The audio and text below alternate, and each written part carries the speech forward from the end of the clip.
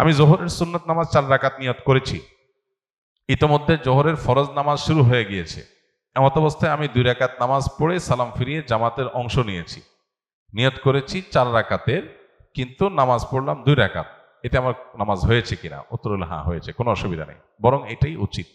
ইদা উকিমাতুস সালাহ ফালা সালাতা ইল্লাল মাকতুবা, নবীজি সাল্লাল্লাহু আলাইহি ওয়াসাল্লাম বলেছেন, ফরজ নামাজের একামত যখন শুরু হবে তখন আর ফরজ আর কোনো নামাজ চলবে না।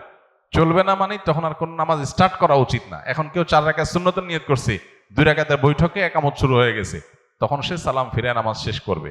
নিয়ত করছে 4 রাকাত, পড়ছে কয় রাকাত?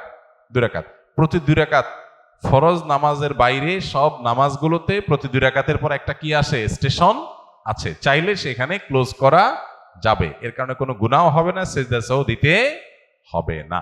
তবে 4 রাকাত সুন্নত আর আদায় হলো না, এটা আপনি ফরজের পরে 2 রাকাত সুন্নতের পরে সুযোগ থাকলে ওই 4 রাকাত সুন্নত আলাদা করে আপনার আদায় করা উচিত, সেটা ভিন্ন বিষয়, কিন্তু আপনার নামাজ হয়ে যাবে, 2 রাকাতের সওয়াব আপনি পাবেন, যেটা হয়ে গেল।